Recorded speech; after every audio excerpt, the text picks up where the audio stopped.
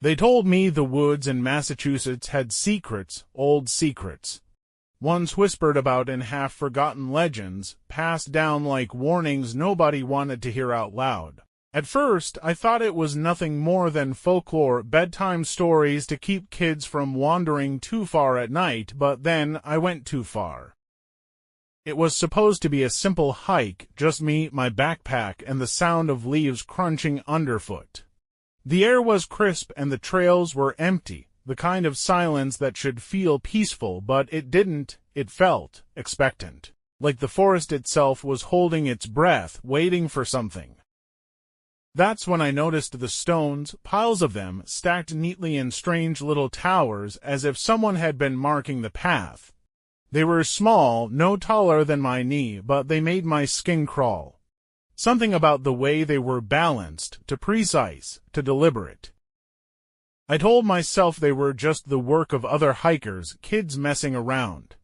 But then one of the stacks toppled over by itself, though there wasn't a breeze strong enough to move a leaf. And that's when I heard it. A laugh. High-pitched, mocking, childlike, but not quite human. My flashlight jerked toward the trees, but there was nothing. Just shadows shifting between the branches. I shook it off and kept walking, trying to convince myself I was imagining things. But then, from somewhere deep in the forest, I heard a whisper, my name. And I realized I wasn't alone. The whisper was faint at first, like the echo of a memory. But the longer I stood there, the clearer it became. Someone, or something, was calling me syllable by syllable, as if my own name had become a lure. I froze, trying to convince myself it was just a trick of the wind, yet every instinct screamed otherwise. The forest no longer felt vast, it felt alive, and it was watching me. Then I saw it. At the edge of my flashlight's beam, something small darted behind a tree. I caught only a glimpse, 3 feet tall, hunched, its skin grayish and rough like bark. Its eyes glowed faintly, reflecting the light and blinking, fixed on me. I should have run, any sane person would have. But I couldn't. It was as if the woods themselves were pulling me deeper, tugging at my steps with invisible strings.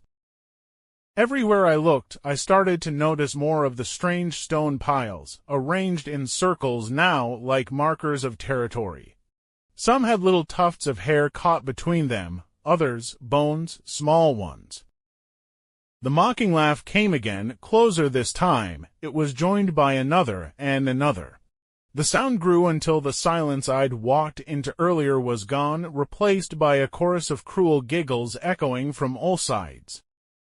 My pulse pounded in my ears. I shouted, more to hear my own voice than anything else, but the laughter only rose, twisting into words I couldn't fully understand. Half English, half something older. And then, just as suddenly, it stopped. The forest fell quiet again, and in that silence I felt something brush against my ankle. I stumbled back, my flashlight beam cutting wildly through the trees. Nothing was there. Nothing I could see, at least. But the sensation had been unmistakable, a hand, small and cold, dragging its fingers along my skin. I forced myself to breathe slow and steady, but the forest seemed to lean in closer, the shadows deepening, the air thickening. And then I noticed something that froze the breath in my chest. My footprints were gone. The dirt trail I had been following was smooth, as if I had never walked there at all. Behind me, nothing, no evidence of my presence. It was as if the woods were rewriting themselves, erasing me one step at a time. A rustling sound pulled my gaze upward. High above, tangled in the branches, I saw shapes moving. Too small to be people, too big to be animals. Their glowing eyes blinked in unison, watching, tracking every twitch of my flashlight. One of them hissed. Another laughed again, that same mocking sound I'd heard before, but sharper now, cutting right through me. I began to walk faster, no longer caring about the direction. Every instinct screamed that I had to move, but the deeper I went, the stranger the forest became. Trees twisted at unnatural angles, their roots curling out of the earth like claws. The stone piles grew larger, their arrangements more complex, some forming spirals that made me dizzy if I stared too long. The whispers returned. This time I understood them more clearly. My name again, but now followed by words like stay and forever. I tripped over a root and hit the ground hard, my flashlight rolling from my hand. In the brief darkness, I swore I felt dozens of tiny hands brush against me, tugging at my jacket, pulling at my backpack as if trying to drag me down into the soil. I scrambled to grab the flashlight, swinging it wildly in every direction. The beam caught one of them fully. And I'll never forget what I saw. It stood less than 3 feet tall, but its body was twisted, with arms too long and fingers ending in sharp claws. Its face was both human and not. Wide nose, pointed ears, and teeth too sharp to belong to anything natural. Its eyes glowed yellow, and when it saw me staring, it grinned. The others began to emerge from the trees, half a dozen, then a dozen more, surrounding me in a loose circle. Each one grinning, each one whispering, their voices overlapping into a chorus of cruelty. I stumbled to my feet, my legs shaking. I shouted at them to stop, to leave me alone, but they only laughed harder. And then the one in front of me raised a hand. The rest fell silent instantly, as if waiting for a command. My chest tightened. I realized, in that awful stillness, that whatever came next wasn't meant for me to escape. The one in front of me lowered its hand slowly, and for a heartbeat the entire forest seemed to hold its breath. I stood frozen, gripping my flashlight so tightly my knuckles burned. The beam flickered as if it, too, was afraid. Then, without warning, the creature took a step closer, the circle tightened. The whispers began again, rising and falling like the sound of wind through hollow bones, but this time the voices carried intent. A command, an invitation, or maybe a curse. I backed away, but each step only brought me closer to another grinning face.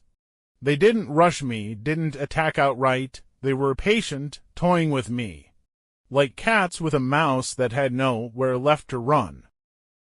"Why me?" I whispered under my breath, but the forest gave no answer. That's when the smallest one stepped forward. Its eyes glowed brighter than the rest, and though its mouth never moved, I heard its words clearly inside my head. "You don't belong here." The others echoed the phrase, over and over, their voices layering until the forest trembled with the sound. My chest tightened, my vision swam, and I felt the ground itself shift beneath me as if the earth was rejecting me, trying to push me out or swallow me whole. Desperation surged. I pointed the flashlight directly into their faces, waving it back and forth, shouting, trying to break the rhythm of their chant. Some of them recoiled, covering their eyes, but the leader didn't move. It simply tilted its head, watching me with a calm amusement that chilled me more than all the others combined. Then it raised both hands.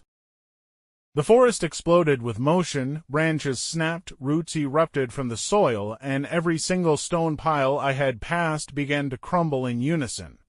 The sound was deafening, like the land itself was collapsing. I turned and ran. I didn't care where. I didn't care if the path was real. My only thought was to get out before those twisted little hands reached me again.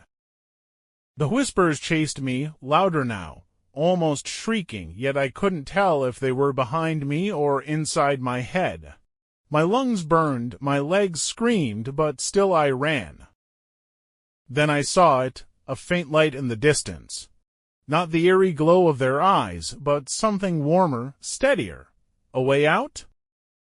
I pushed harder, every step feeling like my last, until finally I burst through the tree line and stumbled onto the dirt road where my car still waited. I nearly collapsed against the door, fumbling with the handle, throwing myself inside. The forest was silent behind me, too silent. I slammed the locks and gripped the steering wheel, shaking uncontrollably. The flashlight lay on the passenger seat, its beams still trembling. For a long moment, I couldn't bring myself to start the engine. Because deep down, I knew the silence wasn't safety, it was a warning. And when I finally looked back toward the tree line, I saw them.